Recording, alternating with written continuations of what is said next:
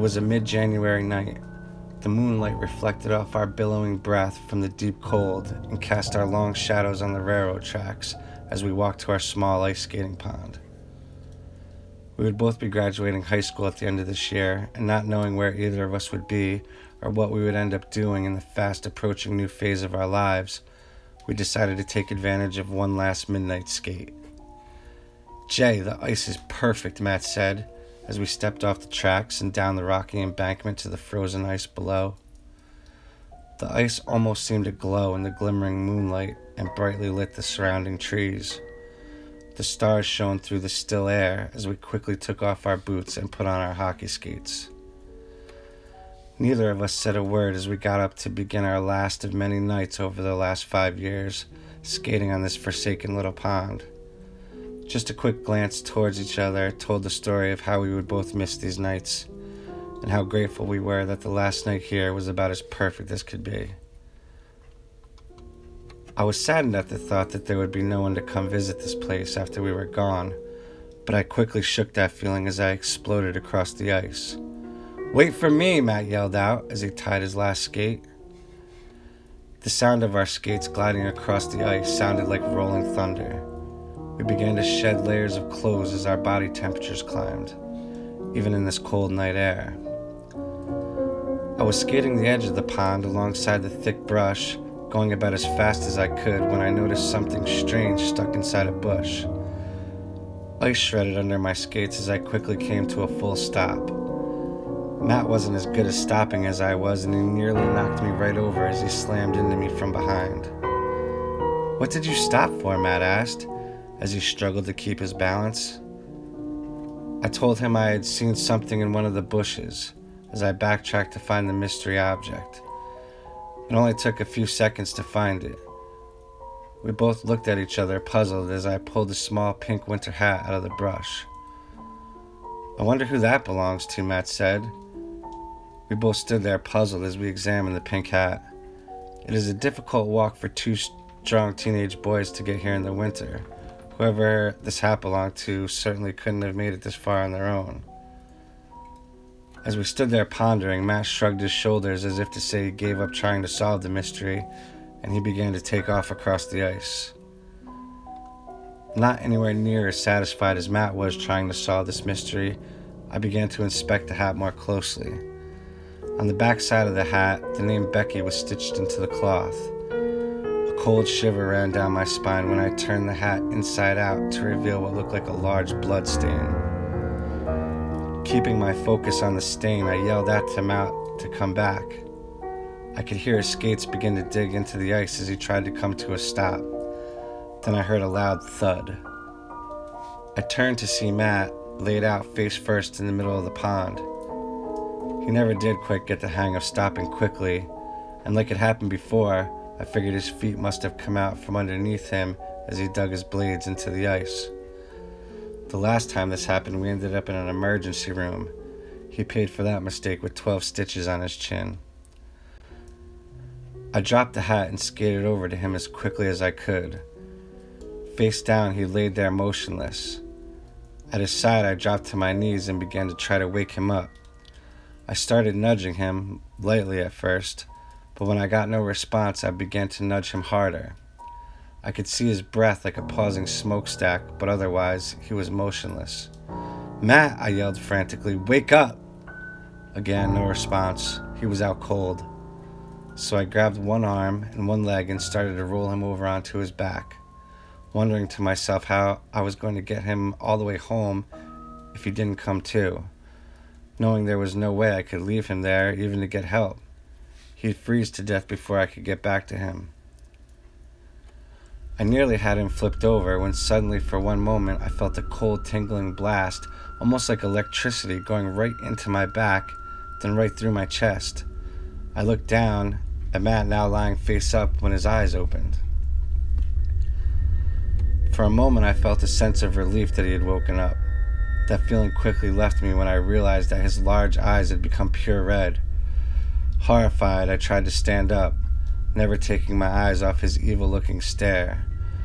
That's when he reached over and grabbed my arm. As soon as he grabbed me, that same electric-like feeling I had just felt blow through me was now coursing through my entire body. Like every cell in me began to hold a high-frequency pitch. I tried to pull away, but there was no use. He had me in a death grip, and my senses were being overridden by this terrifying vibration. My mind had begun to get cloudy. It felt as though I was beginning to lose consciousness. I closed my eyes and fell onto the ice. The next thing I knew, I could see a bright light behind my eyelids. The cold breeze that had reddened our cheeks and nose went completely away. I could no longer feel the cold at all. I opened my eyes, and for a moment I was blinded by what looked like the midday sun. It was the middle of the day. Light beaming from the sun was glistening off sickles hanging from the trees.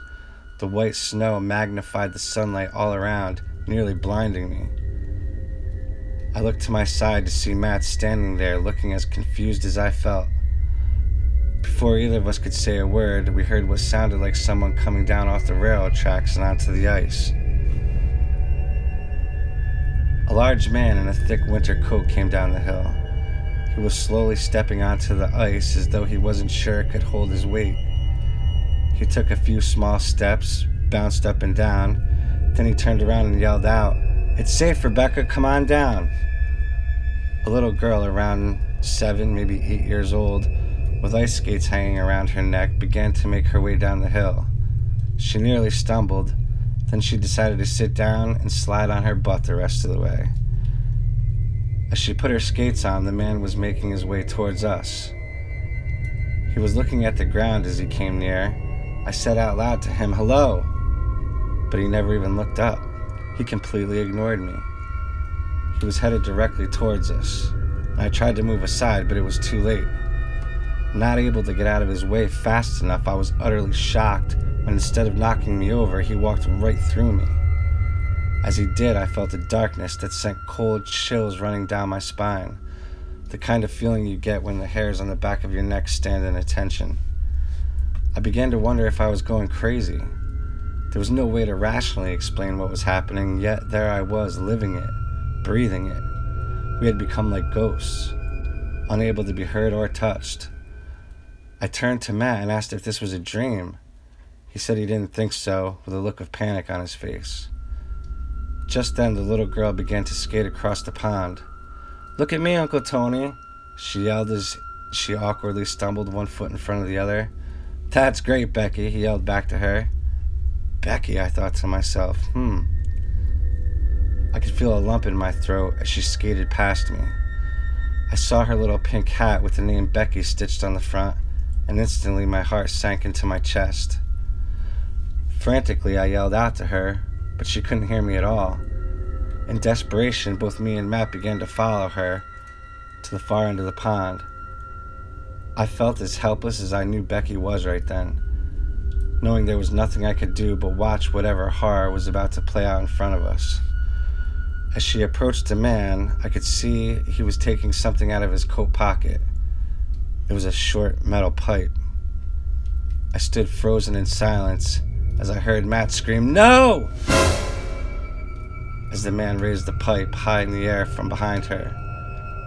Before I could see what happened, I suddenly became very dizzy and lightheaded.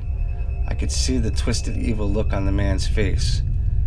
It was as if for one moment time had completely stood still. Then everything went black. "Jay, wake up. Please wake up." I could hear Matt yelling at me. My eyes were closed, but I could see through my eyelids that had become dark again. I felt the cold wind hit me in the face as I opened my eyes to see Matt sitting by my side, shaking me. "All right," I said, "stop shaking me."